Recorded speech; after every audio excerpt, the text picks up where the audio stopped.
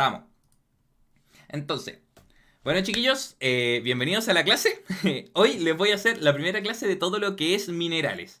Y en particular vamos a hablar de las propiedades diagnósticas. Ya les voy a explicar un poquito de qué trata, pero esto es todo lo básico que necesitan para poder entrar al mundo de los minerales. Bienvenidos sean si quieren tomar nota. Esto es literalmente una clase online, es con PowerPoint. Así que eso. Ya. Primero, mineral o roca.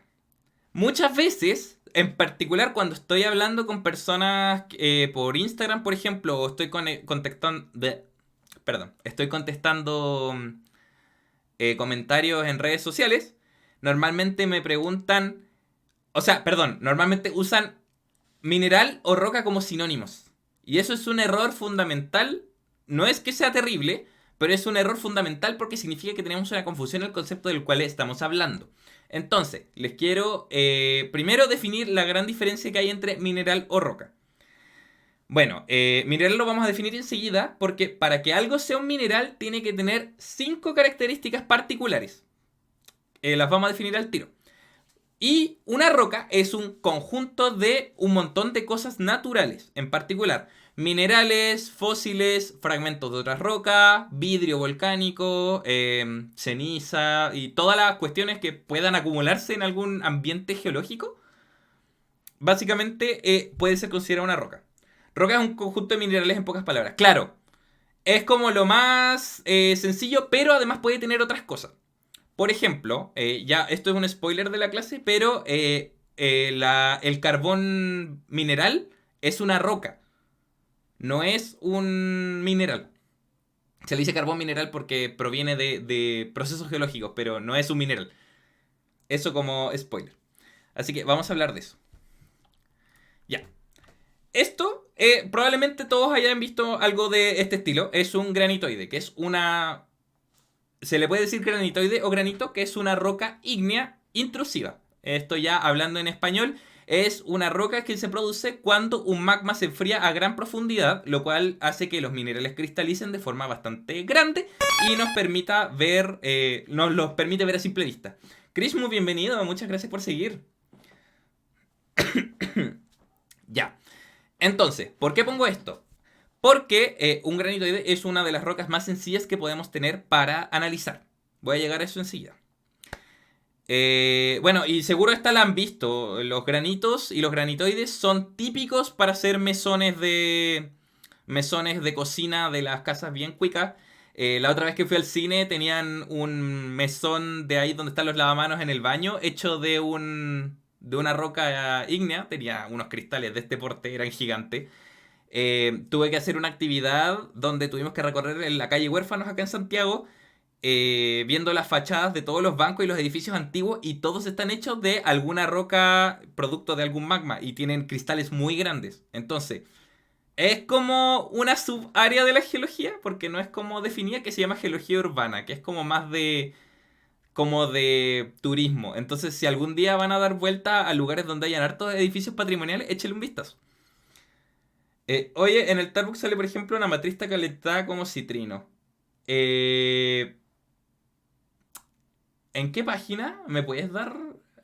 Ahí lo revisamos, ahí lo revisamos. Pero bueno, los que no sepan, los citrinos, hay muchos citrinos falsos. Entonces hay minerales que la gente falsea para venderlos. Ya. Pero bueno, siguiendo con esto. ¿Por qué menciono el granitoide? Porque, como podemos ver, como les mencionaba recién, tiene los minerales bastante grandes y se pueden ver acá. Entonces podemos ver individualmente la diferencia entre los distintos cristales, los cuales vendrían siendo en particular 4 que son los que principalmente componen este tipo de rocas. Vamos a tener los negros, que son la biotita. Voy a poner el puntero mejor. Ya, los negros, que es la biotita. Vamos a tener los blancos lechosos, que corresponde a plagioclasa. Vamos a tener estos rosados color salmón como color carne, que es el feldespato potásico. Y vamos a tener estos medios translúcidos que se ven como medio oscuros, medios grises, pero en realidad es como de un... son translúcidos y son medios oscuros, que correspondería a quartz. Entonces, esta es la diferencia entre una roca y un mineral. Una roca es un conjunto de minerales y de otros elementos que en su conjunto bueno, va a ser llamada una roca. Sí. Ya, de paso, chicos, si tienen preguntas, escríbanmelo en el chat. Yo estoy pendiente del chat, ¿ya? Así que me interrumpen nomás, no hay problema. Ya, siguiendo. ¿Qué es un mineral? Un mineral, hay hartas dudas sobre el concepto de un mineral. Entonces ahora quiero plantear, dejar estas preguntas abiertas para que, terminando las definiciones, me puedan ahí dar una respuesta. En primer lugar, ¿es el hielo un mineral? ¿Son las joyas, las que usamos en los anillos, en los aros, un mineral? ¿Es la obsidiana un mineral? ¿Y es el mercurio un mineral? Hay hartas dudas respecto a esto. Y mucha gente no sabe qué responderme o cuando me responde tiene dudas. Así que la voy a dejar como pregunta abierta, ¿ya? Ya. Son 5 condiciones como había mencionado. La primera es que debe aparecer de forma natural. Un mineral no puede ser hecho por el hombre. No puede aparecer de forma artificial. Acá tenemos varios ejemplos. El hielo, el que mencionaba recién en las preguntas, aparece de forma natural en los glaciares. Entonces, el hielo sí cumple con la condición para ser considerada mineral. Acá en la foto de abajo tenemos las cavernas de los cristales que se encuentran en México. Y si mal no me equivoco, estas corresponden a cristales de yeso. Entonces, aparecían de forma natural. Esto ya es un caso extremo, es maravilloso, pero es como un caso muy extremo, pero es para que vean que los minerales tienen que aparecer de forma natural. Y acá tenemos las cuevas de carbonatos, que son como las típicas cuevas que aparecen en los dibujos animados, por ejemplo, que están llenos de estalactita y estalagmita, que acá en particular se forman minerales de carbonato. Entonces, son ambientes donde se van a generar minerales de forma natural. Y ya los que conocemos se forman a partir de magmas, a partir de precipitados de algún líquido, por ejemplo el mar, que cuando tiene algún elemento disuelto lo va a empezar a precipitar y se van a formar minerales. Algún fluido que salga de un magma e interactúe con alguna roca, que esos son los que normalmente generan las minas de metales, por ejemplo, ese tipo de cosas. Sí, hay yeso que miden hasta 12 metros en Naika. Muchas gracias por la aclaración. Eso, son yeso. Estos son cristales de yeso. Acá los venden y es selenita de este porte. Y allá miden 12 metros. Sueño con ir para allá. Ya. Entonces, la primera condición debe aparecer de forma natural. Si algo no es natural, no puede ser considerado un mineral. El típico ejemplo es, por ejemplo, algún cristal hecho en laboratorio. Ahora, por ejemplo, se pueden hacer diamantes artificiales. Todo lo que es piedras preciosas se puede hacer artificiales. Diamantes y rubíes en particular. Y si mal no me equivoco, también... Sí, los zafiros también. Porque si mal no me equivoco, hubo un tiempo donde habían cristales de... perdón, las pantallas de los iPhone que estaban hechas en base a zafiro. Entonces, eso en teoría no sería un mineral. Sería considerado mineraloide o un cristal simplemente. Una vez vi un video de alguien haciendo bismuto en una olla. ¿Significa que dejó de ser un mineral? Efectivamente, esos cristales como tornasoles de bismuto, en realidad es un cristal como tal, pero no es un mineral. Porque de hecho esos cristales no se dan en la naturaleza.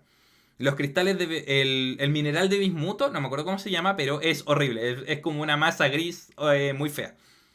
Chalcantita, la de Lab. Claro, la chalcantita de Lab se hace con fertilizante con el que se echa en el pasto. Y con eso se echa chalcantita. Entonces eso también no sería un mineral.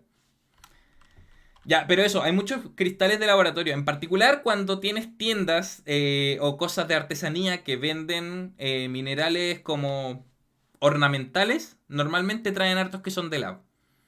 Y si hago hielo en la casa tampoco sería mineral. Efectivamente, tampoco es un mineral. El hielo en ese caso no. Aunque... zona gris porque técnicamente se formó de forma natural. Tú solo le aplicaste la presión y la temperatura. No sé, no sé. Sulfato de cobre, claro. Es que hay un fertilizante que se hace en base a sulfato de cobre. Si yo me acuerdo que... esto ya tema muy aparte, pero encontré en Amazon un kit que son como estos típicos juegos de experimentos para niños. Que es como el kit de Crece tu propio cristal. Lo estaba mostrando en un stream que hice la otra vez hablando de energías renovables y me lo quiero comprar. Entonces yo creo que voy a hacer eso y voy a subir video cuando Twitch me pague. eventualmente. Así que, bueno, si alguien tiene Amazon Prime y se quiere suscribir, lo agradezco. Ah, haciendo el spam. No, eso, y voy a hacer contenido cuando me compre esas cosas. Ya, entonces sigamos. Segunda condición. Debe ser un sólido. Y por esto yo mencionaba el mercurio. Tenemos dos casos donde se puede dar el mercurio de forma natural. Tenemos el mercurio nativo. Nativo se le llama a los minerales que aparecen químicamente solos, no están asociados a nada. Y tenemos el mercurio dentro de un mineral que se llama cinabrio. Este mineral es precioso, pero es terriblemente tóxico. Que es sulfato de mercurio, si mal no me equivoco. Siempre confundo sulfato y sulfuro. Ya, entonces, estos dos se dan de forma natural, pero el mercurio nativo es un líquido. De hecho, los chicos del Discord me contaban, voy a ver si veo la foto. Voy a hacer un poquito de spam del Discord, si se quieren entrar. Mandaron una foto por acá de un museo en el norte, donde tienen una muestra de... No me acuerdo dónde está. Tenían una muestra de mercurio en un museo, donde están literalmente las gotas así saliendo de una roca. Ah, está en el inbox, ¿verdad? Muchas gracias, estimado.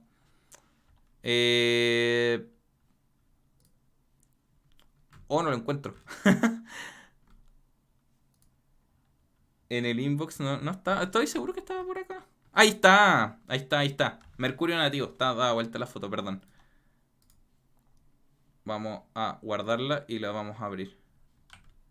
Bueno, pero eso. Y de hecho, acá, donde tengo el mouse, se ve una gotita de mercurio que salió de la roca. Entonces acá los amigos del Discord mandaron esta foto de un mineral, o sea, de un museo en el norte, que es mercurio nativo. Entonces ya, volviendo a la presentación.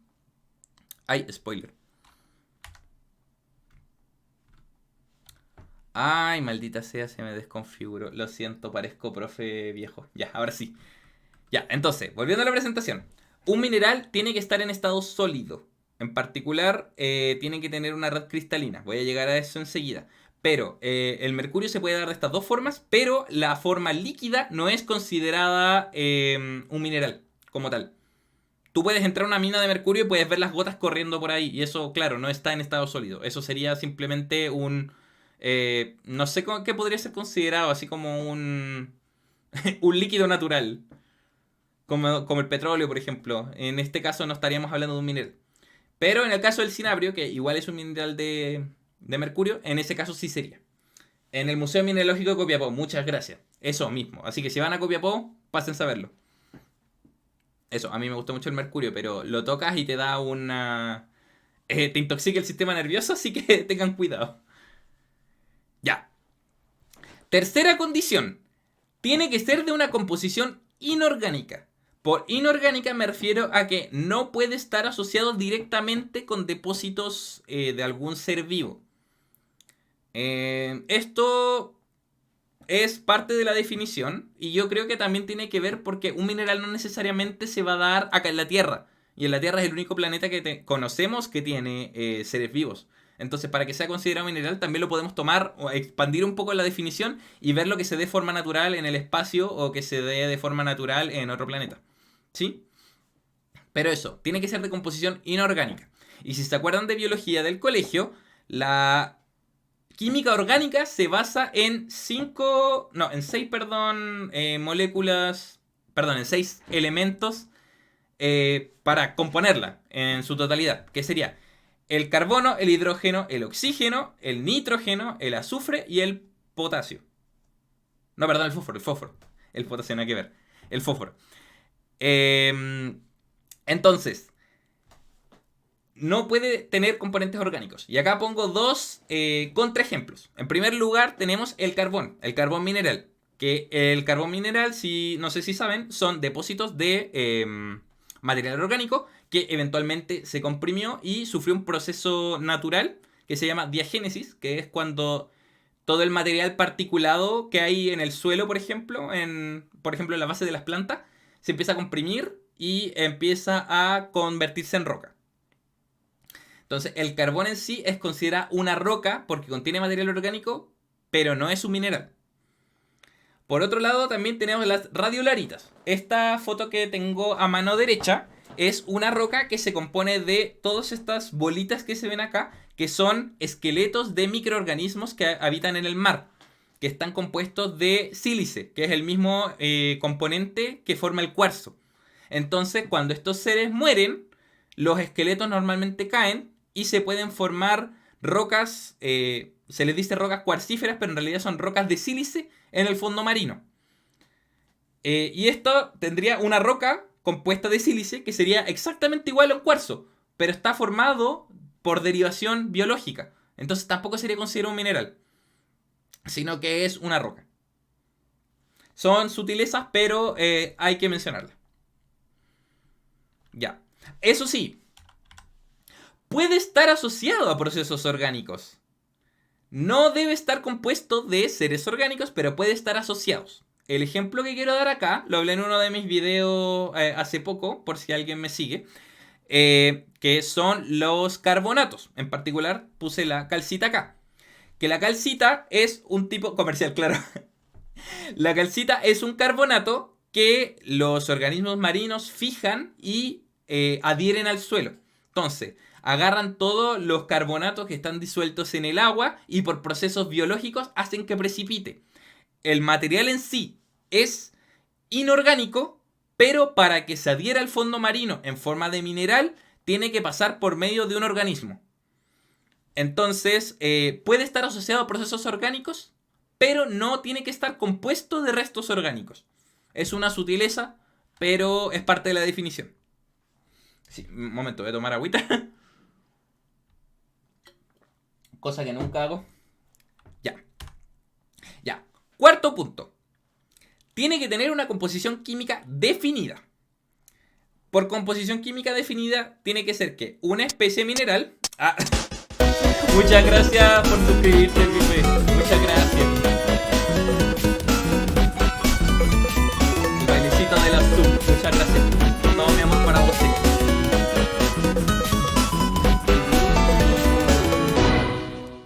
Justo estoy saliendo de la charla. Hola, bebé. No se preocupe, muchas gracias por la sub y muchas gracias por pasarse. Ya, igual no vamos a estar avanzados, no hemos llegado a lo grueso. Ya, entonces, retomando. Entonces, el cuarto punto.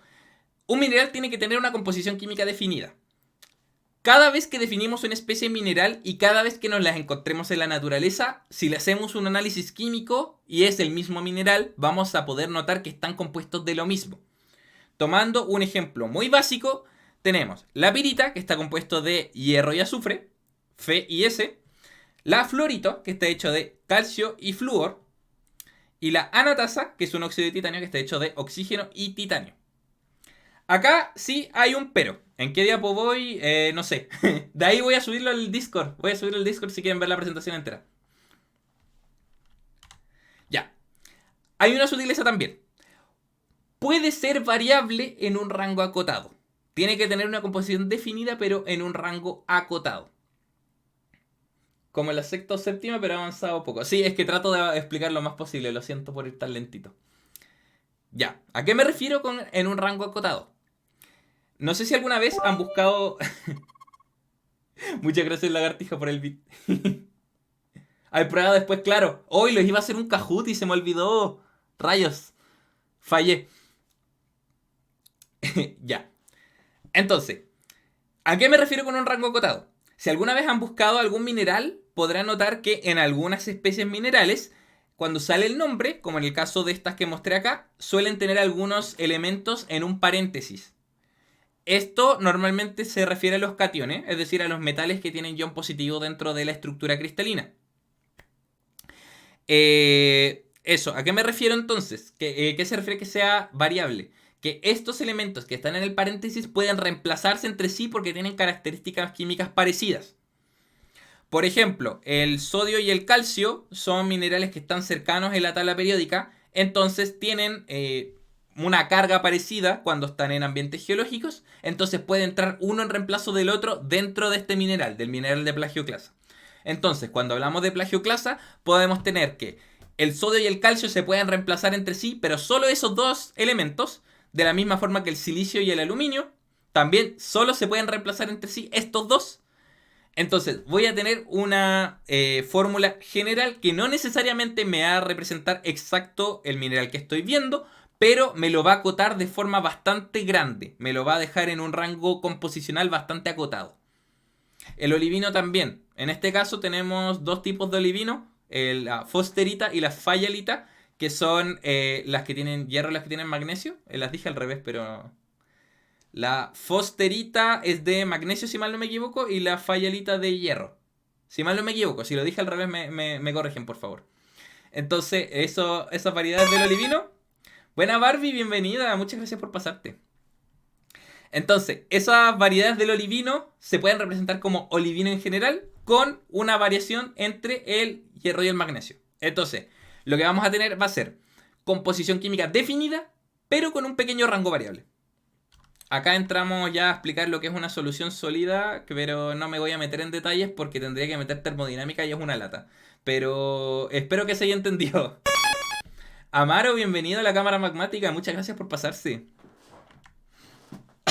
Ya, y por último, la quinta condición para definir un mineral. Tiene que tener una estructura interna ordenada. Lagartija al sol, qué buen nombre. Bienvenido a la cámara magmática, gracias por pasarte. Ah, termo, efectivamente. Los que hayan tenido termodinámica saben que es horrible. Ya, entonces, estructura química ordenada. Seguro alguna vez a los que tuvieron química en el colegio o en la carrera les pasaron en algún momento que hay distintos tipos de enlaces. Vamos a tener los enlaces iónicos, los enlaces covalentes y los enlaces cristalinos. Normalmente los iónicos y los cristalinos tienen la propiedad de que pueden repetirse en una red tridimensional a lo largo de un espacio indefinido. Son un patrón que se repite en 3D por el espacio que se pueda naturalmente. Entonces, un mineral va a poder caracterizarse por las propiedades de este patrón que se va a poder repetir en la naturaleza. En este caso tenemos un cuarcito a mano izquierda, el cual cuando hacemos un análisis químico podemos ver que tiene esta forma, su red cristalina. Si mal no me equivoco, los pan con paté, muchas gracias por seguir. Ay, que tienen buenos nicks, cabrón. Ya, entonces, en esta foto tenemos el color que es como color piel, que creo que es el silicio, perdón, y los rojos que es el oxígeno. O creo que es al revés. Sí o 4. 1, 2, 3, 4, 5, 6. 1, 2, 3, 4, 5, 6, 7. No, ya quedé con la duda. Ya, uno es el silicio y el otro es el oxígeno. No me acuerdo bien exactamente cuál era, perdón. Ya. Otra cosa también. Estas redes cristalinas son únicas e irrepetibles para cada mineral. Y es porque varían ciertos parámetros. Los parámetros que varían son el largo, que vendrían siendo los tres ejes. Normalmente se les denomina este que es de acá, que es el eje A, el de acá que es el eje B y el de acá que es el eje C, que tienen unas medidas, están acá en Armstrong, aquí arribita. Y los ángulos que forman entre estos. Entonces, estas sutilezas entre el largo y los ángulos nos dan una variedad impresionante de minerales. A momento según vi en la mañana, deben haber alrededor de 5.500 minerales descubiertos y descritos. Y todos tienen una red cristalina única e irrepetible. Así que, en base a estas redes cristalinas, se definen principalmente los minerales. ¿Sí? Entonces, la estructura interna tiene que ser ordenada. Y su orden se basa en 7 redes cristalinas que existan. Si se acuerdan de química, o si alguna vez lo pasaron en química, hay algunas redes cristalinas, y esto lo voy a tocar un poquito más adelante también, que normalmente se caracterizan en base a sus lados y sus ángulos, igual como lo hablamos anteriormente. Entonces tenemos triclínica, monoclínica, ortorrómbica, romboedral, tetragonal, hexagonal y cúbica. Les da propiedades de dureza. Las propiedades de dureza tienen más que ver con la fuerza entre los enlaces de los elementos. Esto tiene que ver más que nada con la forma de los cristales. Lo voy a hablar enseguida. ¿Sí? Ya, entonces, estas redes cristalinas, básicamente me las defino en base a el orden de los largos de los lados y los ángulos. Por ejemplo, la cúbica es la más fácil, tiene los tres lados iguales, por eso tiene A y A. Y tiene los tres ángulos iguales a 90 grados. ¿Qué pasa con los minerales dimorfos? No los he escuchado, a ver. Espérame, lo voy a buscar acá al ladito. Minerales dimorfos. Ah, ya. Los minerales dimorfos son minerales que pueden cristalizar en distintas redes. Por ejemplo, puedo tener un... A ver, el ejemplo típico, la calcita, es KCO3. Es un carbonato de calcio. Cuando hablamos de calcita, normalmente nos estamos refiriendo a la especie que tiene una red, si mal no me equivoco, monoclínica. Si mal no me equivoco. No, perdón, romboedral. La de la calcita es romboedral. Pero tenemos la aragonita, que es exactamente la misma composición química, sigue siendo KCO3, pero en este caso va a tener un orden hexagonal. En este caso estamos hablando de dos minerales distintos, que cada uno tiene su distinta red cristalina, y normalmente cuando se le habla en lo común, no en la parte científica, sino comúnmente hablando, se le suele mencionar a veces con el mismo nombre a las dos especies, pero son minerales distintos como tal. Entonces, como les mencionaba, el ejemplo de la calcita, tenemos que la calcita es romboedral y la aragonita, que es exactamente la misma química, es hexagonal. Como había mencionado acá, minerales y fósiles son, se les dice minerales dimorfos o polimorfos, que es una especie mineral que puede cristalizar en distintas redes cristalinas. Un ejemplo, la cavancita y la pentagonita. Me suenan, pero no me acuerdo bien de las redes de esas, pero lo voy a buscar enseguida. Pero sí, la pirita no me acuerdo muy bien. La pirita es cúbica, pero creo que tiene polimorfo. Y de hecho, normalmente cuando hablamos de cuarzo, siempre digo el cuarzo porque es el ejemplo que todos conocen. El cuarzo tiene distintas especies. Tenemos cristobalita, cuarzo alfa, cuarzo beta y hay otro par más que no me acuerdo del nombre. Y estos son distintos cuarzos que tienen distintas redes cristalinas. Normalmente el que conocemos es el cuarzo alfa, que si mal no me equivoco, creo que es hexagonal. El alfa o el beta, que es el más común en la Tierra, que es hexagonal, por eso cuando se forman los cristales tienen 6 lados, los prismas, suelen tener 6 lados. Ya, pero eso es lo importante de las redes cristalinas. Me podría meter en detalles, pero eso ya sería entrar en cristalografía y todos los chicos que tengan geo de acá van a poder comprobar que cristalografía es horrible. Como rama es horrible, así que no lo recomiendo. Ya, sigamos. Ya, vamos a pasar a cómo identificamos un mineral. Para identificar un mineral, lo que hacemos es basarnos en lo que se llaman propiedades diagnósticas. Como dice el nombre, las propiedades diagnósticas son propiedades que nos permiten diagnosticar de qué mineral estamos hablando. Son distintas propiedades que podemos medir de distinta forma, podemos aglomerar y que nos van a chivar poco a poco de qué mineral estamos hablando. Entonces nos van a permitir acotar poco a poco de todos los que conocemos, ir acotando hacia el que podría ser. Lo importante de las propiedades diagnósticas es que deben ser fácilmente diagnosticables, deben ser deben ser fáciles de tomar. Por ejemplo, si fuera propiedad diagnóstica, podríamos agarrar cualquier mineral y ponerlo en un difractor de rayos X. El difractor de rayos X es el que nos dice los lados y los ángulos que tenemos. Y nos da esta tablita que se veía acá. Esta tablita nos la entrega un difractor de rayos X. Y con eso podemos, es como el root de un mineral. Podemos saber inmediatamente de qué mineral estamos hablando. Pero no es práctico, porque es caro y es difícil. Así que una propiedad diagnóstica tiene que ser algo rápido. Entonces, ustedes, aunque no tengan equipamiento especializado, van a poder hacerlo.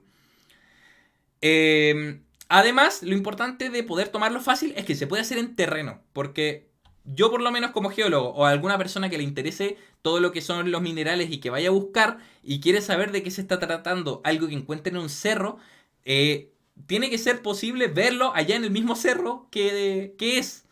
No me voy a traer algo acá a Santiago para hacerle un análisis en microscopio.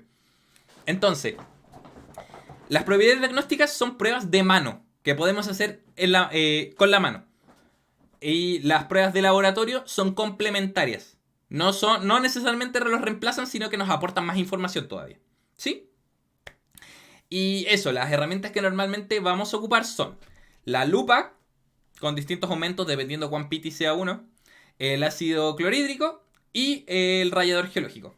Voy a frasearlo de no todo lo que brilla es oro diciendo no todo lo blanco es cuarzo cuando sean a terreno. Claro. Y igual la mayoría de las veces sí es cuarzo. Me pasan mandando mensajes por Instagram diciendo, oye, esto es... ¿qué es esto? Es cuarzo, estimado. ¿Qué es esto? Es cuarzo. Entonces, ya, el 80%, digamos que el 80-20. El 80% es cuarzo, pero el otro 20% no necesariamente lo es. Así que ya. Ya, entonces, lo que quiero llegar con esto de las propiedades diagnósticas es que ahora les voy a enseñar cuáles son las propiedades principales con las cuales ustedes van a poder agarrar un mineral, verle las propiedades y poder saber más o menos de qué se está tratando. Entonces, si después le pasan el mismo mineral, pueden replicar las pruebas y pueden volver a cachar que se trata de lo mismo. Y la alita, claro, el imán también sirve bastante. Es que para el imán lo incluyo dentro del rallador. Normalmente la colita del rallador tiene un imán. Lo voy a hablar enseguida. Y lo de la alita también lo voy a hablar. El ejemplo típico de la alita. Otra cosa importante que iba a mencionar para que no se me olvide. El problema de que sea disperso es que quiero hablar de todo, entonces trato de que no se me olvide nada. Ya. Las propiedades no son absolutas. Ustedes pueden encontrar algo que va a tener unas propiedades definidas y si después le hacen otra prueba a otra especie del mismo mineral, no necesariamente va a tener exactamente las mismas, pero se van a solapar en varias.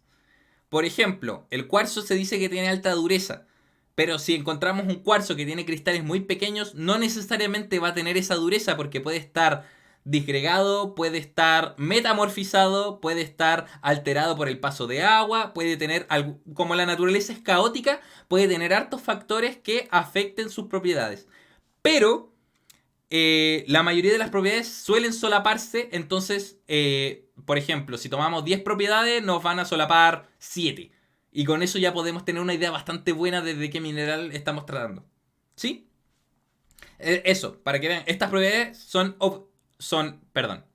estas propiedades son subjetivas. No necesariamente van a tener el mismo resultado, ya sea entre distintas muestras o entre distintas personas que la estén tomando.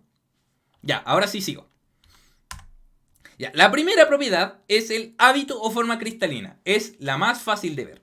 Es la expresión macroscópica del ordenamiento interno de un mineral. Ahora en español, es la forma que va a tener un cristal basado en las redes cristalinas que vimos anteriormente. Mientras más lenta sea la formación de un cristal, más grande y mejor formado va a ser. Y cuando tenemos una roca que va a tener muchos minerales pequeños y no logramos ver bien los cristales, ahí es cuando usamos la lupa. Porque los cristales que ven en fotos, por ejemplo, esta, si mal no me equivoco, es una dioptasa, si mal no me equivoco, estas muestras o son tomadas con zoom o son yacimientos excepcionales. Entonces normalmente lo que vamos a ver son cristales tamaño maicillo, cosas muy pequeñas. Por eso vamos a tener que usar la lupa muchas veces cuando estamos identificando minerales. Ya. Lo importante del hábito es que los minerales van a respetar su simetría de la celda cristalina. Esto es súper importante porque, como les mencioné anteriormente, cada mineral tiene su celda cristalina particular. Y si sabemos más o menos la celda de algunos, si nos acordamos un poco de qué red cristalina tenía, podemos asociarla con el cristal que va a formar. Y viceversa, si tenemos la forma, podemos saber qué tipo de red cristalina tenía. Entonces eso al tiro es como que nos tiraran el dígito verificador del root. Nos dice inmediatamente un dato que nos permite identificar directamente el mineral. ¿A qué me refiero con esto de la simetría? En el caso de los cristales cúbicos, como dijimos, los cubos van a tener 3 lados iguales, todos miden A, y van a tener 3 ángulos en 90 grados. Entonces, los cristales que se van a formar van a respetar que en los 3 ejes direccionales, en el eje X y Z, van a tener la misma elongación. No vas a tener que va a tener un cristal más elongado hacia arriba, por ejemplo. No vas a tener una pirámide elongada hacia arriba. Entonces, los cubos van a tener siempre eso, se van a respetar que normalmente van a ser equidimensionales. En el caso, por ejemplo, de abajo, tenemos un olivino que tiene lado A y B, que no necesariamente son iguales, y un lado C, que es caracterizado por ser alargado. Entonces, los cristales que vamos a ver van a tener que los lados laterales van a ser más o menos de la misma... van a ser parecidos en longitud, pero van a tener un eje donde van a ser particularmente más elongados. En este caso, el olivino podemos ver que el eje vertical es más alargado, porque tiene que ver con este eje de acá. Y lo mismo también, por ejemplo, con una celda hexagonal. Una celda hexagonal va a tener simetría sextuple. De hecho, los cristales hexagonales son los más fáciles de identificar. Y los cúbicos.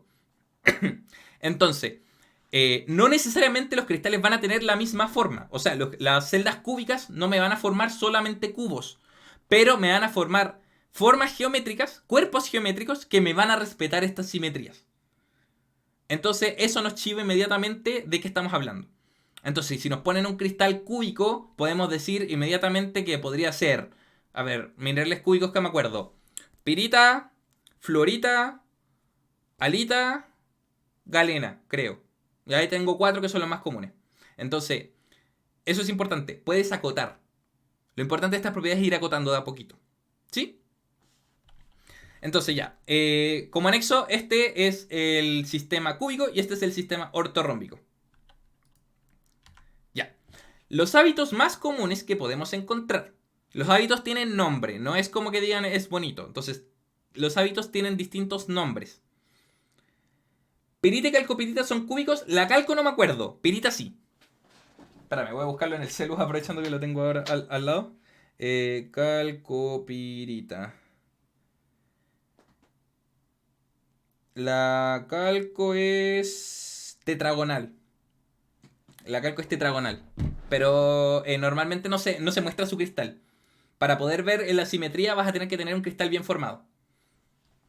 La acuamarina... No te preocupes, pregunta nomás. La acuamarina es hexagonal. De hecho, mira, si se ven acá, podemos ver que tiene un hexágono arriba. Esta es una acuamarina, si mal no me equivoco. Que es una variedad del berilo. Y esta tiene acá la cara hexagonal. Entonces podemos saber que tiene una celda hexagonal. ¿Sí? Pero, ya, acá hay un pero. Para poder ver la simetría tenemos que tener un cristal, uno, y bien formado. Ya, entonces siguiendo, los hábitos más comunes que podemos presentar, los voy a mencionar, hay más, pero con esto ya pueden tener una idea más o menos cuando lean la ficha de un mineral. Entonces, tenemos el prismático, como dice el nombre, es cuando se forman los cristales normalmente bien formados. Y si es prismático, normalmente se refiere a que tiene un lado más alargado. Tenemos botroidal. Botroidal está referido a estas bolas, son como bolas superpuestas, que se llama. Que se forma mucho en este que es goetita. También se forma en la malaquita y en la azurita. También en los cuarzos pueden haber botroidales. Bueno, es variable lo que podemos encontrar, pero en este caso es goetita. Después tenemos dendrítico. Dendrítico es que asemeja las raíces de un árbol. En este caso tenemos la pirolucita, que es si mal no me equivoco, un óxido de manganeso, que es muy típico. De hecho, mucha gente lo encuentra y cree que son fósiles, son raíces fósiles. Pero en realidad estamos hablando de que corresponde a un óxido que va a formar un hábito que asemeja raíces, pero no son raíces. Y no tiene, esto es natural, no tiene ordenamiento orgánico. No tiene efecto orgánico, perdón, su formación. Ya. Hábito fibroso, este es típico también del yeso, que son como fibras alineadas una al lado de otra, en este caso en el eje vertical. Laminar, acá tenemos una muscovita, que no se ve, no sé si se verá en la presentación, pero se ven como que son pequeñas hojitas. Se ve literalmente como un plato de papas fritas. Son como láminas que están individualmente e intercruzadas. Acá tenemos el radial o acircular, que son cristales o fibras que están todas radiales, o sea, están como saliendo de un centro en común. ¿Por qué eso de asemejar la oxidación busca una formación especial o qué? Ahí la verdad no sé, me pillas. Tiene que ver con el ordenamiento interno, pero la verdad no sé. Tiene que ver con la condición de depositación de la dendrítica.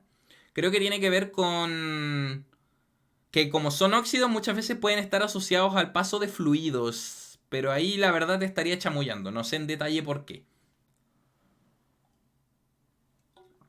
Voy a buscarlo y voy a ver si le hago un reel de eso. Porque la verdad igual me llamó la atención, no lo había pensado. Como que he visto tantas veces la pirolusita que ya como que lo asocio con la naturaleza. Esto ya, eso sí. Ya, ya. Masivo, masivo. Ah, perdón. Ya, el masivo es también de los más comunes, que normalmente es cuando tenemos una masa sin forma.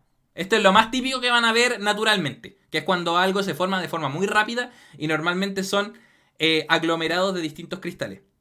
Entonces vamos a tener algo sin forma aparente, que se dice que es masivo. Infiltración de fluidos, claro. Ya. Filiforme, esta no la conocía, esta me la chivaron los chicos de acá del Twitch cuando estaba haciendo la clase el otro día, que es que tiene forma de pelos. Y granular, que esta ya como es la también de las más comunes, que es cuando tenemos muchos cristales que pareciera se asemeja al maicillo. Son cristales más o menos redondeaditos, sin mucha forma, que se encuentran desperdigados en una superficie. Esta también es de las más comunes. El filiforme parece un honguito, sí, de hecho. Ya. Otra cosa importante a mencionar es que los hábitos de los que hablé recién, normalmente se habla de hábitos cuando tenemos cristales individuales. Cuando tenemos cristales individuales o algún aglomerado que no podemos distinguir la diferencia entre cristales, ahí podemos definir un hábito. Pero también hay lo que se llama las maclas. Una macla es lo que ocurre cuando dos cristales independientes comparten un plano cristalográfico. Estas redes de las que hablábamos anteriormente pueden usarse como punto en común de dos cristales a partir de los cuales van a crecer de forma independiente. Por ejemplo, acá tenemos dos cristales de pirita que están compartiendo un plano y del cual empezó a crecer dos cristales independientes. Los dos, si se dan cuenta, tienen exactamente la misma forma y podemos ver que son cristales distintos, pero están como unidos. Son cristales siameses, básicamente. Acá tenemos la macla de Japón, si mal no me equivoco. ¿Cómo se llama? A ver si alguien se acuerda del nombre de esta macla. Es una macla del cuarzo que, si mal no me equivoco, es la macla más rara que puede presentar el cuarzo. Corazón coreano, claro, el corazón, ¿cómo es? Ahí, el corazón coreano. Ya, es la macla de Japón, gracias. Ya, la macla de Japón, que es la macla más rara que puede presentar los cuarzos. Y acá abajo tenemos la estaurolita y la andalusita, que son cristales que están caracterizados porque siempre van a presentar maclas, es típico, que forman estas cruces. Si mal no me equivoco, esta es la andalusita y esta es la estaurolita, pero se parecen mucho. Así que una macla son básicamente cristales intercrecidos. Entonces, cuando tengo esta situación, voy a tener que diferenciar cuál es el cristal que yo quiero analizar y en base a eso definir un hábito. No puedo llegar y decir que todo esto es un solo cristal, porque en realidad estaría describiendo más de un cristal al mismo tiempo. Una manifestación de nuestro Señor Jesucristo, claro. Le dicen a la andalucita, le dicen la piedra cruz, porque cuando la cortas se ve una cruz. Entonces siempre hay gente que la usa como con fines religiosos. He visto así como que dicen no y la ponen al lado de los santitos así porque tiene la cruz. Como dato curioso. La quiastolita, claro. Quiastolita es el nombre de la macla, efectivamente. Ya. Ahora vamos a pasar a la segunda propiedad. Quiastolita es la piedra cruz. Claro, es que la quiastolita es como se le dice a la macla de la andalucita. Pero en realidad quiastolita y andalucita es hablar de lo mismo. Ya. Pasando a la siguiente propiedad, tenemos el brillo o el lustre. Es bastante autodescriptivo, que básicamente estamos hablando de la forma en la cual un cristal o un mineral va a reflejar la luz, tanto dejándola pasar como absorbiéndola. Entonces, cuando hablamos del brillo, normalmente tenemos tres categorías: los brillos metálicos, los brillos submetálicos y los brillos no metálicos. Y dentro de los no metálicos hay una lista infinita, pero acá puse los más comunes, que tenemos sedoso perlado, vítreo, adamantino, grasoso y mateo terroso. Ya, entonces, les voy a mostrar ejemplos ahora para que puedan diferenciarlo, porque esto es súper visual, es como difícil definirlo. Ya, el metálico también es autoexplicativo. Básicamente una superficie metálica. El típico es la pirita. También tenemos la, la galena, que es el sulfuro de plomo. ¿Sulfuro? Sí. Siempre confundo sulfuro y sulfato, perdón. La galena. Tenemos, bueno, en general casi todos los minerales metálicos. Pero claro, la pirita es el más típico. Bueno, la galena tenemos... hoy me quedé en blanco.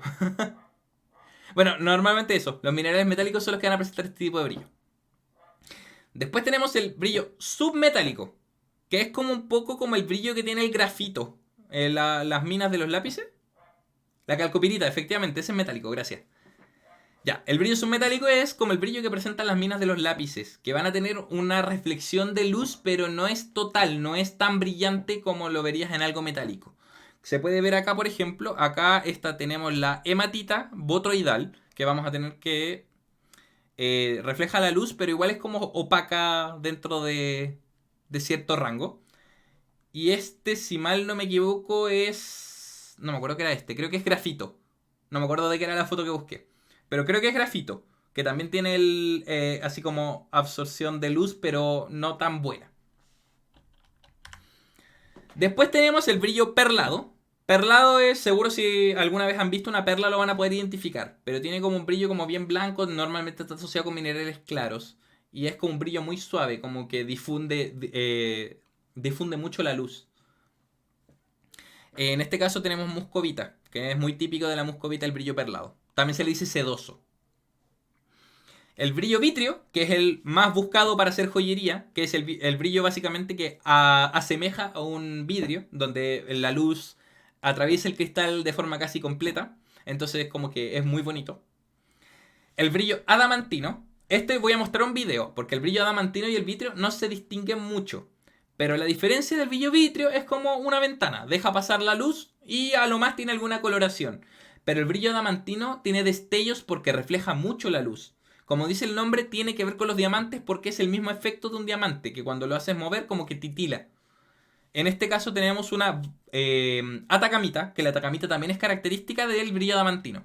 Y de hecho, voy a mostrar el video de acá.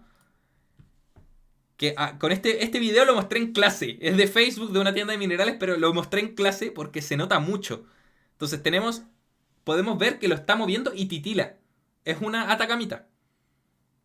Acá se nota más la diferencia. Entonces, si se dan cuenta, es un brillo distinto. No es como un vidrio, sino que chisporrotea. Este es el brillo adamantino. Los diamantes hacen lo mismo. Y este es típico de la atacamita y de los diamantes. No me acuerdo de ningún otro mineral de momento que lo tenga, pero es típico. Ya, eso, sin hacerle más spam a las tiendas de minerales. Deme un segundo para cambiar la vista. Ay, no quiero los subtítulos, gracias.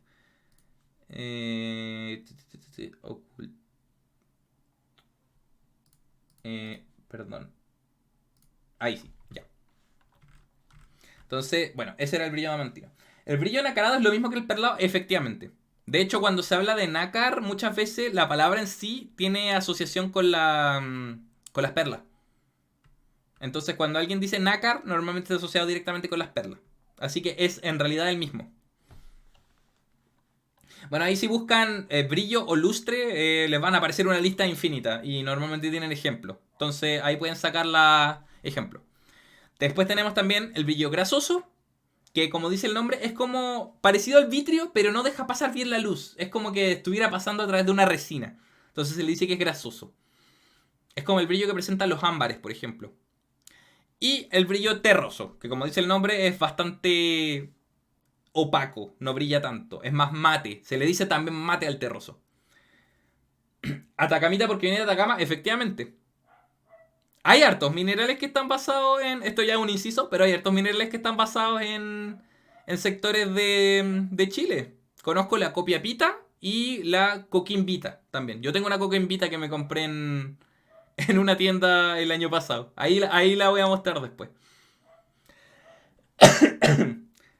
¿En serio hay minerales nuevos descubiertos acá? Hay muchos. El norte de Chile, de verdad, es como... Hay muchos minerales de metales, en particular de cobre, que son definidos acá en Chile. Entonces, sí. Muéstralo, profe. De ahí lo muestro, de ahí lo muestro. Tengo que buscarlo, que tengo acá en el mueble un desorden de minerales y tengo que buscarlo. Ya, pero esos son los brillos. El terroso es el último. También se le dice mate. Ya, después vamos a hablar del color. El color es autoexplicativo, o sea... ¿Qué es el color? Muestra el mineral 1313. Guanacoita, esa no la conocía. De repente me dicen nombres de minerales y ya no sé si son de verdad. Ya, entonces vamos a hablar del color. El color es, bueno, la forma en la cual un mineral va a reflejar la luz. Ustedes saben que cuando a algo le incide luz, luz blanca, algunas longitudes de onda van a ser absorbidas y otras van a ser reflejadas. Y las que refleja son las que llegan a nuestros dos ojos y que eventualmente vamos a poder ver. Entonces, las longitudes de onda que no se absorben van a ser las que van a representar el color del mineral que vamos a estar viendo. Tenemos dos tipos de colores, los colores inherentes y los colores exóticos. Los colores inherentes son las especies minerales que van a tener siempre el mismo color. Es un color característico que vamos a poder definir. Chayanito se descubrió en Chanavallita. Perdón, leí Chayanita y es como en base a Chayán. Si alguien descubre un mineral nuevo, póngale Chayanita, por favor. Ay, no, verdad que Chayán está funado. Ay, qué terrible el momento para vivir. Ya, volviendo a esto. Ya, los colores inherentes son especies minerales que tienen colores característicos en base al mineral que es. Siempre va a tener el mismo color. Acá teniendo distintos ejemplos tenemos el amarillo, que es característico del azufre. Acá tenemos azurita y malaquita, que son azul y verde. Como dice el nombre, azurita, azul, es como no puede tener otro color. Tenemos el olivino. El olivino puede tener otra variación de colores, pero el nombre lo dice. Olivino, oliva, tiene un color verde oliva. Puede tener unos colores más amarillentos, pero no varía mucho en realidad. Y bueno, acá pusimos de ejemplo la calcopirita que suele tener este color como amarillo brillante, como amarillo latón. ¿Esto entra en la prueba? Claro. En GeoGenerales hacíamos llenar una ficha con todas las características de los minerales. De ahí se hago otro stream, yo creo. Al próximo stream hago un Kahoot, lo prometo. Ya. Cosa importante a recalcar. Cuando hablamos de un color metálico, no se le dice, por ejemplo, color dorado o color plateado. Eso está mal dicho. Está maldecido. Un color se le dice color amarillo, brillo metálico. Eso sería el dorado. O un color plateado sería color gris, brillo metálico. Lo del sabor es cierto. Voy a llegar a eso. Al final, al final.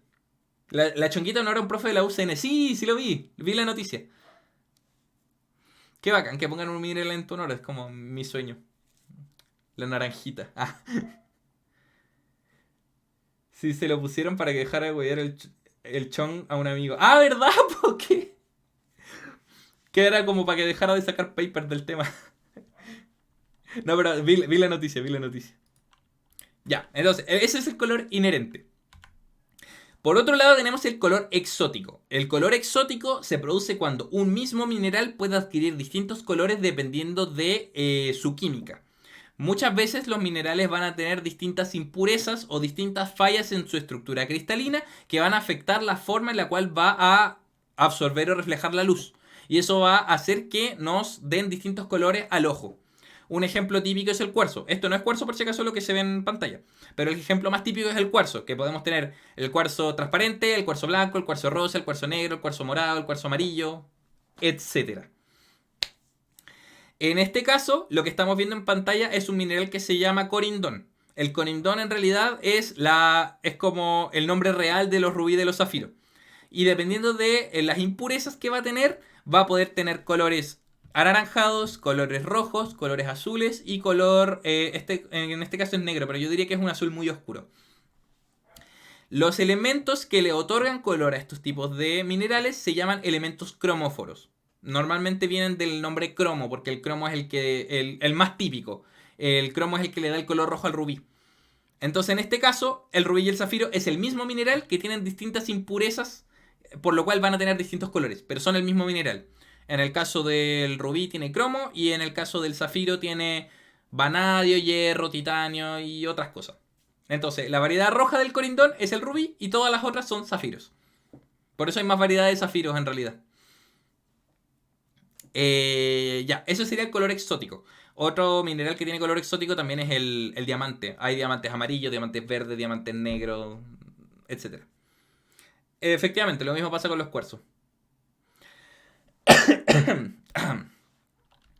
Ya. La raya. Perdón el 480p de estas fotos, pero son las mejores fotos que he sacado y estas siempre las repito en todas las presentaciones que hago. La raya es la expresión microscópica de los colores de los cristales. Entonces lo que vamos a hacer es tomar una lámina de cerámica. Estas láminas de cerámica las venden en todas las tiendas geológicas. Son súper baratas. Las 10 valen así como 3 lucas, una cosa así. No sé cómo estarán ahora de precio, pero cuando yo las compré eran como 3 lucas. Estaban muy baratas. Que son unas láminas de cerámica que tienen una dureza elevada. En dureza 9 en escala de Mohs. Entonces cuando le frotas algo es muy fácil que se raye. Que se raye el mineral. Entonces lo que nos va a dejar es un polvo con microcristales. Y no necesariamente esta raya se va a corresponder con el color macroscópico del cristal. Quebrar un plato y listo. Claro. Es que el tema es que los platos son lisos, para que no se rayen. En este caso tienes que tener una superficie como rugosa. Una taza podría ser. Ya, entonces, básicamente estás moliendo un cristal y estás dejando una pátina de cristal molido sobre la cerámica. Y ahí, dependiendo si estás viendo una raya clara o una raya oscura, se usan cerámicas claras o cerámicas oscuras. En este caso, como ejemplo, tenemos la hematita que es un óxido de hierro, que normalmente está caracterizado por este color rojo sangre, que es un color muy típico en zonas de oxidación, pero que también se puede dar en la forma que se llama hematita especular, que tiene un brillo metálico como un pedazo de fierro, que brilla mucho, tiene ese color metálico característico de las cosas de metal. Pero ambas especies son el mismo mineral, pero al rayarlo nos van a dar el mismo color rojo sangre. Básicamente, al moler el mineral va a tener otro color. El otro caso es la chalcantita, que al molerlo tiene una raya blanca, no se corresponde con el color que vemos de forma macroscópica. Y eso es porque básicamente al moler cristales más pequeños estamos cambiando la forma en la que van a absorber la luz, por lo cual lo vamos a ver distinto. A veces se puede ver igual, a veces se puede ver distinto. Pero la raya también es una de las propiedades más importantes como para caracterizar un mineral. Voy a tomar agüita porque estoy medio seco. Hoy llevamos harto rato. Llevamos como 45 minutos, ya deberíamos terminar la clase. No, mentira. No me pagan para una clase tan larga. Ya. Dureza. Hay mucha gente que tiene dudas con esto, pero yo creo que esta es la más importante, sobre todo para identificar cuarzos. La dureza se mide... Lo que mide la dureza es la resistencia al rayado de una especie mineral. Rayado básicamente se refiere a la abrasión o al lijado, por ejemplo. Es básicamente cuando froto dos cosas una contra otra, cuál va a resistir mejor esa fricción que la otra. Ojo que no estoy hablando de la resistencia a la ruptura. Por ejemplo, un cuarzo, si le pego un martillazo, es muy fácil romperlo, pero aún así es de los minerales con mayor dureza, porque tiene resistencia a la abrasión, a la fricción. Ya, lo que hace esta propiedad es medir distintos minerales en una escala que se llama la escala de dureza de Mohs, como Mohs se escribe así. Y básicamente es una escala experimental, no tiene ninguna relación matemática, no es nada muy raro. Básicamente agarraron 10 minerales, cuál se raya y cuál no, los ordenaron de menor a mayor y le hicieron una tabla. Acá de hecho podemos ver como más o menos la tendencia que va y podemos ver que no es nada lineal. De hecho, del 9 que es el corindón al 10 que es el diamante se pega un salto gigante. Que el diamante es mucho más resistente que el mineral anterior, que el corindón. Entonces, como les mencionaba, básicamente lo que hace la dureza es medir la resistencia a la abrasión. Entonces, lo que vamos a hacer es agarrar distintos elementos diagnósticos con los cuales vamos a tratar de rayar un mineral. Y ahí tenemos que ver si se raya el mineral o si se raya el elemento que estamos usando. Los que tenemos normalmente para usar son las uñas de los dedos, una moneda de cobre, un clavo, un cuchillo y un rallador geológico, que son estos lapicitos, que tienen una punta de una aleación de hierro con tungsteno, entonces tienen una dureza de 6,5 más o menos. O una placa de cerámica, la que mostraba en la foto anterior, que también tienen una dureza parecida. Entonces, acá tenemos la escala. Perdón. El pana, bienvenido, muchas gracias por unirte.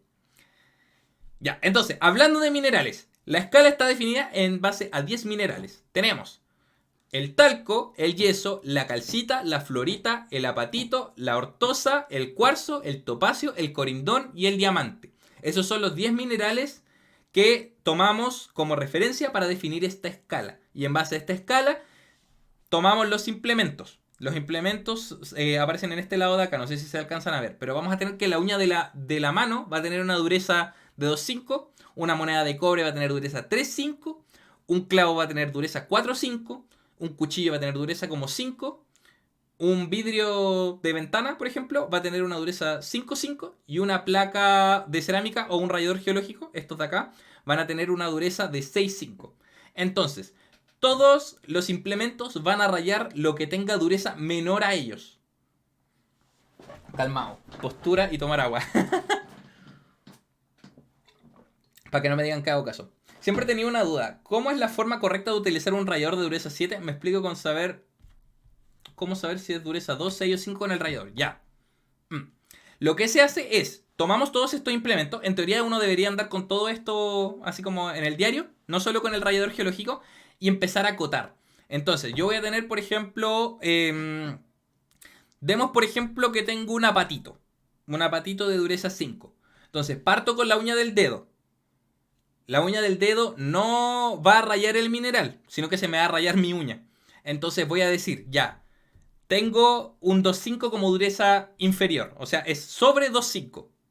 Después voy por arriba. Lo voy a rayar con el rallador geológico. El rallador geológico sí me lo va a rayar porque tiene dureza mayor. Entonces digo, tiene dureza menor a 6,5. Y ahí empiezo a acotar por arriba y por abajo con los implementos. Entonces el resultado final que yo debería entregar no es un valor numérico así como exacto, sino que debería decir tiene una dureza entre 4 y 5, por ejemplo. O entre 4,5 y 5,5. Como que empiezo a acotar por arriba y por abajo. Y para tomar el valor exacto existen unos implementos que son como, imagínense como una jeringa científica de estas como grandes, que tiene una punta con una forma en particular. Y tú lo pones contra una superficie y le aprietas un botón y hace así como, ¡pa! Como que saca la aguja muy rápido. Y en base a la fuerza que aplicó esa aguja te va a marcar la dureza. Hay distintas escalas también, pero tienen conversión entre sí. Entonces con esos implementos ya más técnicos se puede saber la dureza exacta de un implemento. Pero claro, implican fórmulas matemáticas y también depende de la forma de la punta. Por ejemplo, si tiene la punta en forma de B corta, tiene una fórmula. Si tiene la punta con forma redonda, tiene otra y así. Pero así es básicamente la metodología para saber bien la dureza de algo. Es con los implementos más duros y con los menos duros y ir acotando hasta tener un rango definido. Entonces con ese rango después podemos buscar algún mineral que tenga una dureza parecida. Ya, eso, de momento. Ya. Exfoliación, clivaje y fractura. O fractura, perdón. Acá hay dos conceptos. Tenemos el clivaje y la fractura, que son un poquito difíciles de entender. Entonces voy a tratar de alargarme un poquito en estos. Ya. El clivaje es la capacidad de un cristal de cuando se rompe partirse en planos preferenciales en base a su estructura cristalina. Un ejemplo burdo. Si tenemos un cristal que tiene una estructura cristalina cúbica y este se parte porque le golpeé con un martillo por algo, se me va a partir en los ejes del cubo, en los planos preferenciales. Entonces mejor llevar kit de implementos que rallador. Básicamente, normalmente lo que se pide es llevar... O sea, no lo que se pide, lo que hacemos es andar con una cortapluma, con la uña y con el rallador. Y la moneda siempre hay alguien que tiene. Entonces empezamos a conseguirnos una moneda de 50, que es la mejor para rayar. Ya, entonces. El clivaje básicamente tiene que ver con la ruptura de un cristal. De hecho, como dato curioso, el clivaje se definió como de las primeras propiedades de un mineral porque, si mal no me equivoco, creo que fue Howie, uno de los padres de la cristalografía, que tenía sobre su mesa un cristal de calcita, que es esta que se ve acá abajo, que tiene forma romboidal.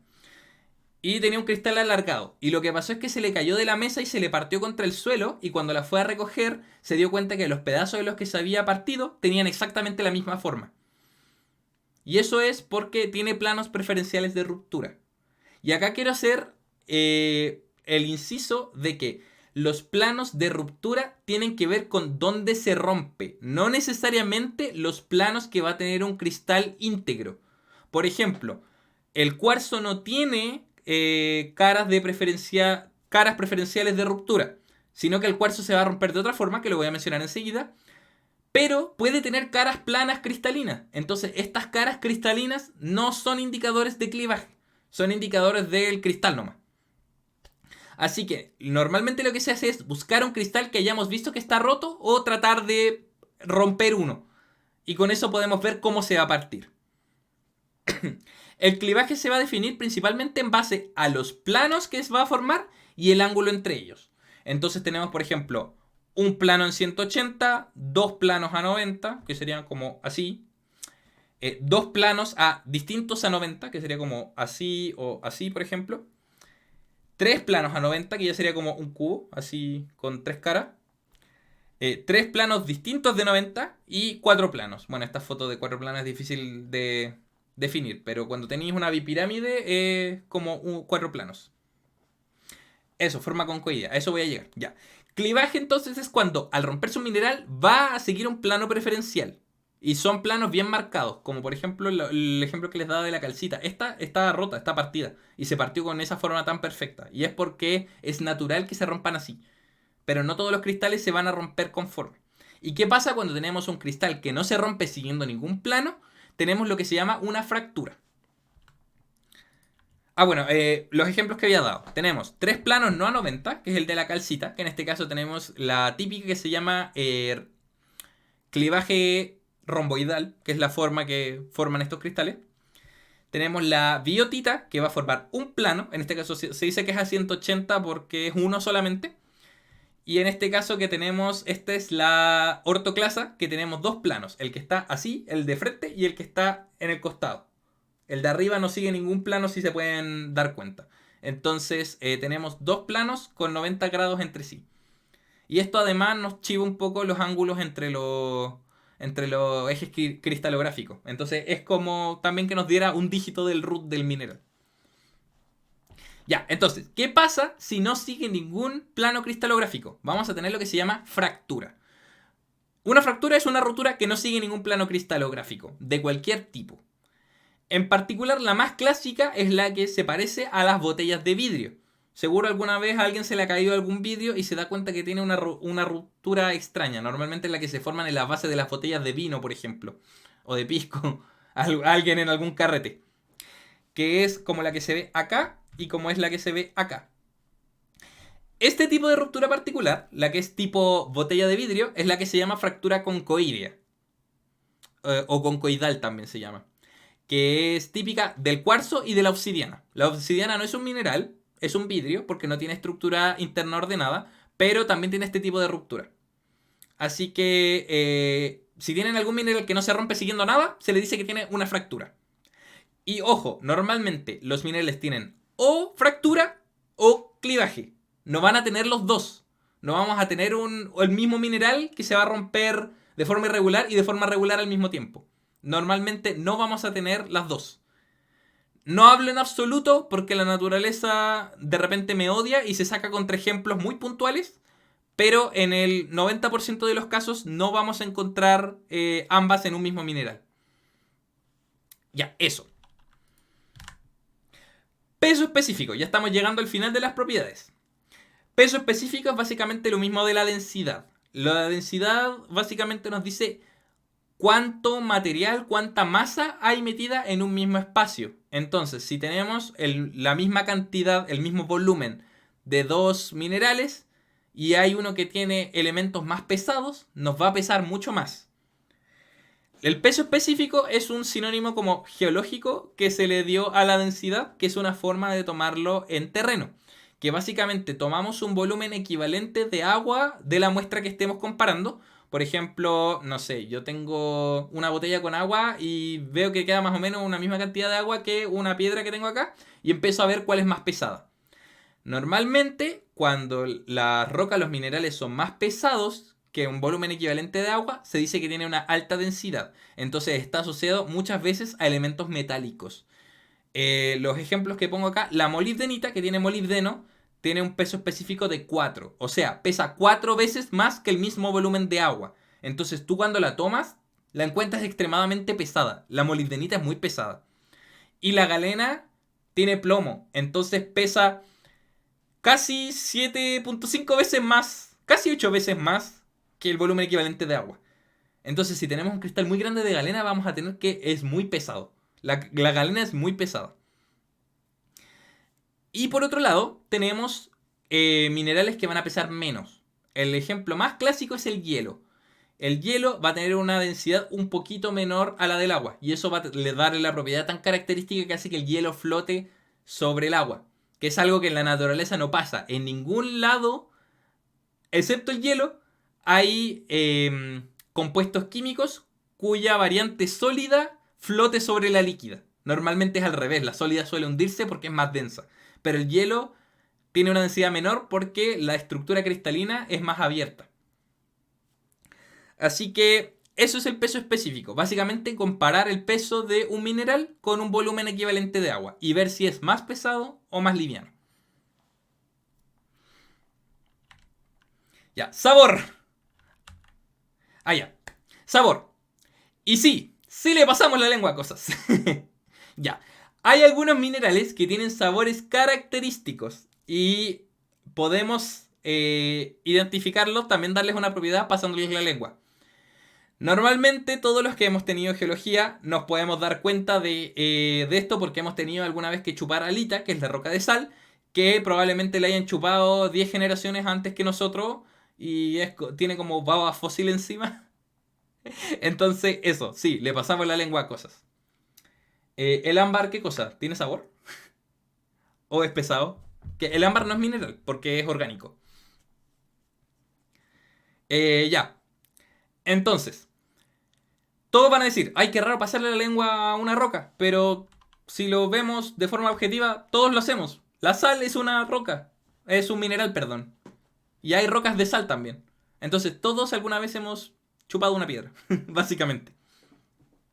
Ahora, lo más importante quiero recalcar, el sabor es una propiedad que no se tiene que tomar siempre. ¿Por qué? Porque la mayoría de las cosas que vas a encontrar, en particular las que están asociadas a menas de metales, suelen ser tóxicas. Entonces, nunca le pase la lengua a nada que sea rojo, amarillo, naranja, que son los principales colores tóxicos, o a las cosas que tengan brillo metálico. Y siempre hacer este test de los últimos, porque así podemos descartar con todas las propiedades anteriores de que estamos teniendo un mineral que pueda ser eventualmente tóxico. Normalmente el sabor lo hacemos para terminar de sacarnos de dudas. Por ejemplo, cuando tenemos una selenita, que es un cristal de yeso, y un cristal de sal, que son muy parecidos, tienen el mismo brillo, tienen una densidad parecida y tienen colores muy parecidos, pero el yeso no sabe nada y la sal sabe salada. Entonces ahí podemos terminar de hacer la diferencia. Pero el sabor no lo recomiendo hacer, no le pase la lengua cualquier cosa. Ahora, ¿cuáles son los minerales típicos que tienen un sabor identificable? Tenemos estos cuatro. Estos cuatro yo creo que son los que principalmente me acuerdo. Que yo creo que toda persona que haya pasado algún curso de minerales le ha pasado la lengua. Tenemos la lita, que es salada. Es sal de mesa básicamente. Tenemos la silvita, que es cloruro de potasio. Que tiene un sabor picante y muy amargo. De hecho, no sé si alguien lo conoció. Que hace un tiempo en algunos supermercados se estaban vendiendo unos saleros que eran hexagonales. Que era sal baja en sodio. Y yo dije, pero ¿cómo va a ser baja en sodio si la sal es cloruro de sodio? O sea, ¿cómo le vaya a sacar el sodio? Dejar cloro, te intoxica ahí. Y no, pues lo que en realidad estaban haciendo era mezclar alita con silvita. Entonces esa sal no le fue muy bien en tiendas porque la silvita sabe amargo. Entonces no te salaba las comidas, sino que te lo amargaba. No, no era muy buena idea de negocio, la verdad. Pero bueno, tenía menos sodio. Cumplía lo que decía. Ya. Siguiendo, tenemos la crisocola, que es este mineral de acá abajo, este como color celestito, que es una mena de cobre y que tiene como condición particular de que se pega a las mucosas. Entonces lo que hacemos es adherirnos a la parte interna del labio porque se nos queda pegada. Se queda pegada muy suavecito, como que fuera un velcro. Como que se queda pegado, entonces te lo separás y el labio se te va con la roca. Entonces ahí te puedes dar cuenta de que es crisocola. Y se queda pegada porque cuando toca el agua, en este caso la saliva, se expande un poquito. Entonces se queda pegada entre los tejidos del labio. Pero no sabe nada malo, la verdad. Y por último, la chalcantita, que creo que todas las personas que hayan pasado por un laboratorio de minerales deben odiar porque sabe horrible, que sabe es el mismo gusto de cuando estás tocando plata, dinero, y te llevas las manos a la boca. Ese sabor a cobre asqueroso. En el liceo que estudié de minería pasó una historia tragicómica con la chalcantita. A ver, cuéntala, mientras aprovecho de tomar agüita. Estoy medio seco. Cuéntela, cuéntela.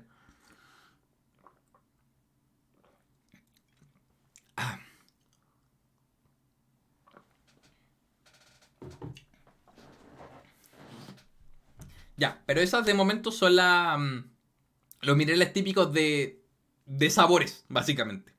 Pero por eso, yo no recomiendo tomarle el sabor a las cosas porque si bien le pasamos la lengua, no es muy buena. No es muy buena propiedad. ¿Cómo lo hacen ahora con el tema de la pandemia al probarlo? Lo que se está haciendo es con el rallador, lo molemos un poquito para sacarle un polvillo, le pasamos el dedo y al polvillo que nos queda en el dedo nos lo metemos a la boca. Entonces, en general es como el mismo efecto, pero como que no tiene la misma magia de pasarle la lengua a una cosa que ha chupado 10 generaciones antes. Eso es como parte de la iniciación. Es parte de la iniciación, chupar una alita en... Yo de hecho puse en Facebook, como antes se podían poner hitos, y como la gente usaba Facebook antes, puse como hito cuando lo hice que le pasé una lengua por primera vez a algo por motivos académicos. Es algo que no se olvida. Ya. Olor. Hay algunos minerales que tienen la característica de que pueden desprender olores característicos. De hecho, haciendo esta diapo me acordé de Shrek, así que voy a hacer un reel de eso más adelante. Ya. ¿Qué pasa con el tema del olor? El olor ocurre cuando vaporizamos alguna especie. Básicamente le sacamos partículas para que se expulsen al aire. Por ejemplo, el olor de una planta tiene que ver con partículas que expulsan esas flores al ambiente con el polen. Entonces, lo peligroso de esto es que muchas veces para poder tomarle el olor a las cosas hay que calentarlas. Y eso muchas veces implica emanación de gases con metales. Y eso puede ser tóxico. Paréntesis, voy a leer lo de la historia. Fue en una escuela abierta para mostrar el liceo a niños de octavo y en cada especialidad hacían como un stand de presentación. Entonces los que estaban en mineralogía les dieron a probar chalcantita a varios niños y terminaron en el hospital intoxicados. ¿Pero cómo?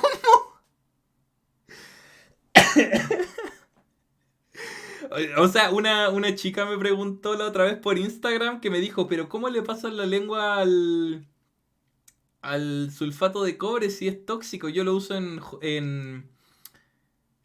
en joyería, en orfebrería, creo. No, perdón, ¿cómo se llama cuando hace jarrones y potes? Se me olvidó el nombre. Bueno, pero ella se dedicaba a hacer eso y hacía tintes con chalcantita. Y me preguntó si, ¿por qué? Y es porque, claro, la chalcantita es tóxica en altas concentraciones. Así que eso, no tienen que pasarle más que un poquito la lengua para... no se intoxiquen, por favor. No cae en la categoría de metálico, rojo, amarillo, naranja, pero aún así es tóxica. Así que no le pasen la lengua a todo sin saberlo.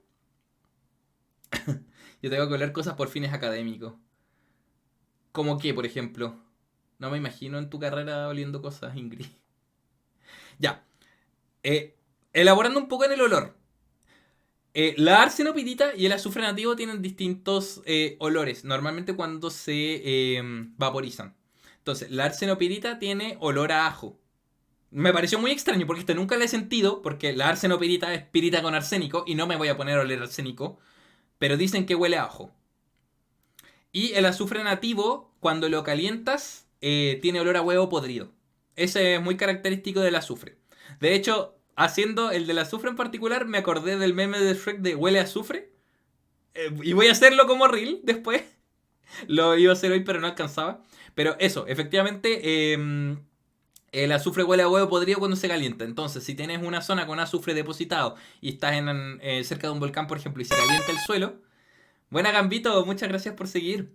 Bueno, entonces, si tienes azufre en el suelo cerca de un volcán y se calienta, lo más probable es que salgan malos olores.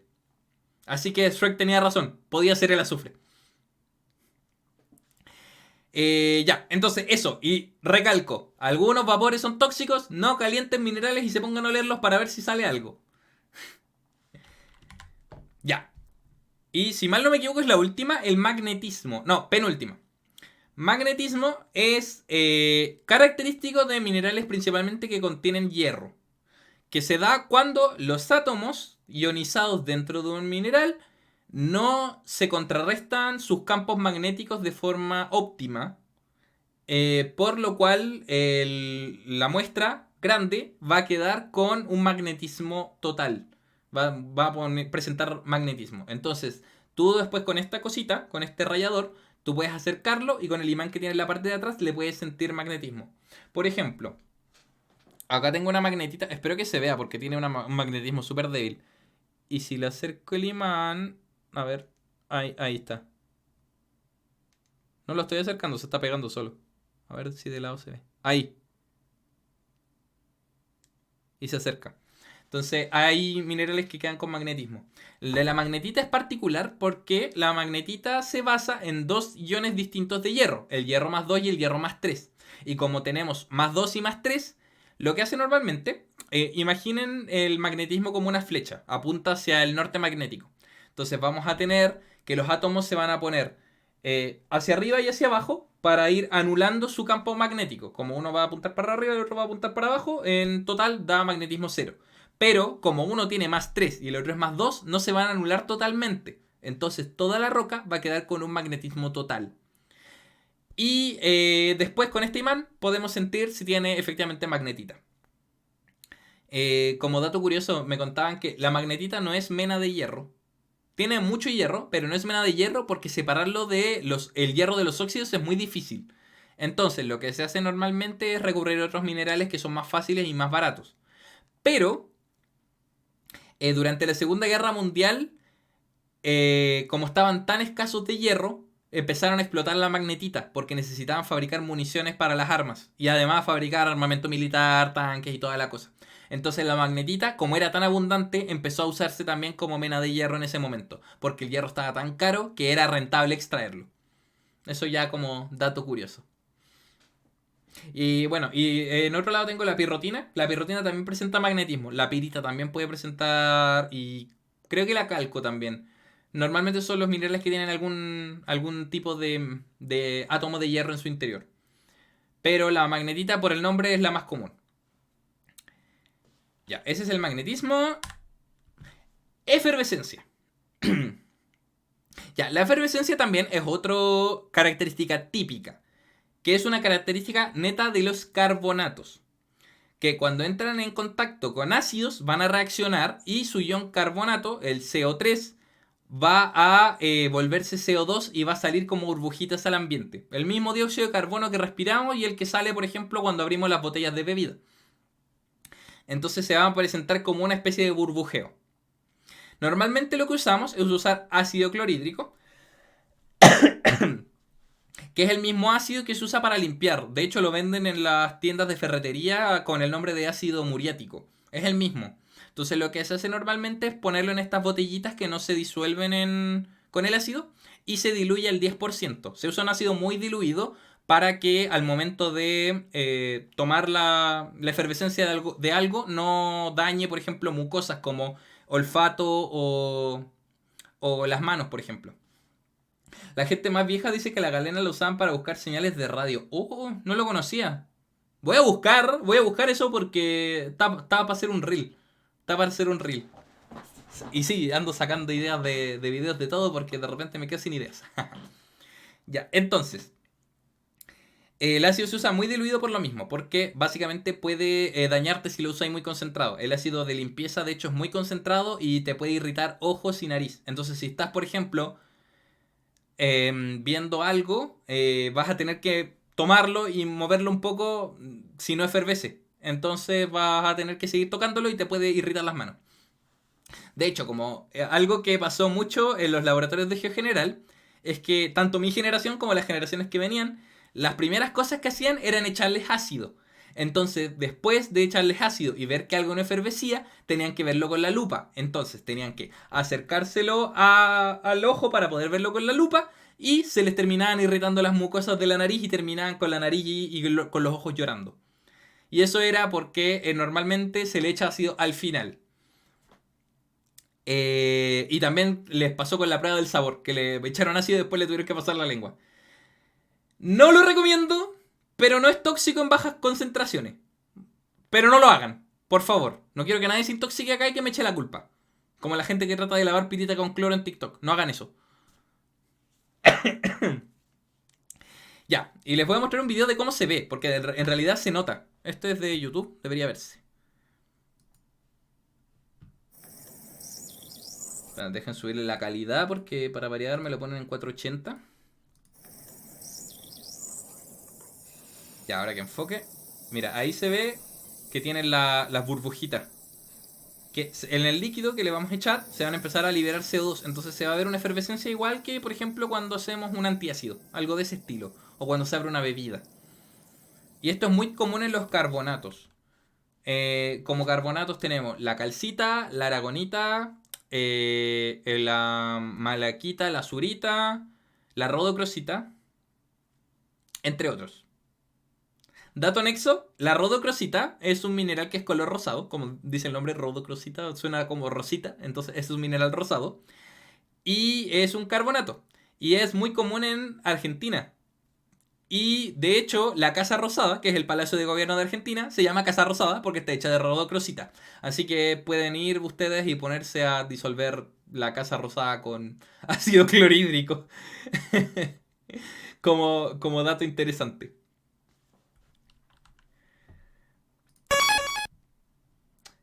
Mati, muchas gracias por seguir, bienvenido. Si fumas, prueba chalcantita, sabrá dulce. ¿En serio? Oh, Brigio, no me sabía esa.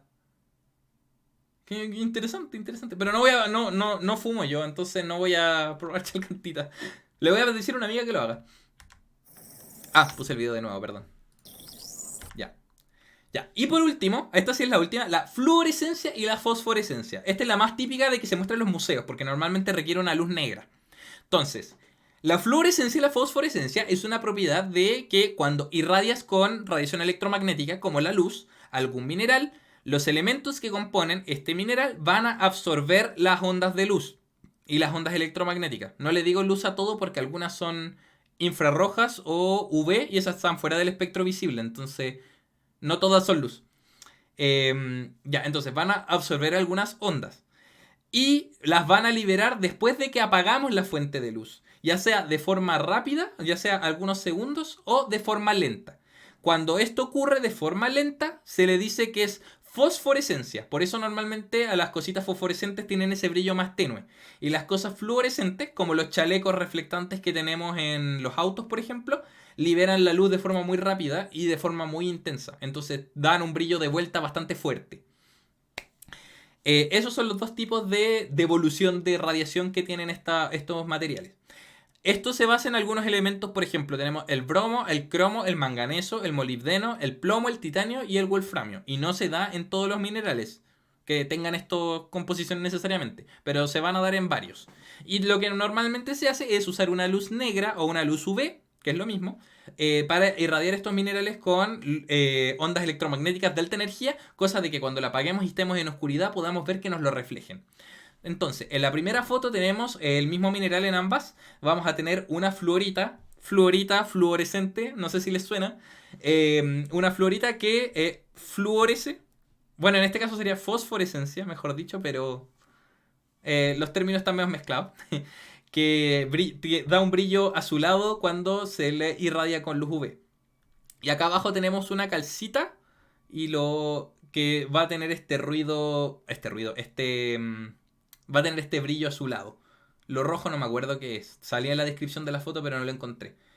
Hay mucha gente que en realidad lo que va a hacer es buscar minerales a los roqueríos y lleva una luz UV. Muchas veces va como en la tarde-noche porque se puede distinguir a veces el brillo de las cosas. Pero la verdad yo creo que esto es más de laboratorio, más para hacer ya en la casa. No lo recomendaría hacer en terreno. Ya, esa fue la clase. Espero chicos que les haya gustado. La verdad me esforcé N. Hice la clase yo creo que el doble de largo de la que hago normalmente en la universidad. Así que si tienen alguna pregunta, vomítenmela ahora en el chat. Tengo un tiempito para responder. Y espero que les haya gustado. Porque me esforcé harto.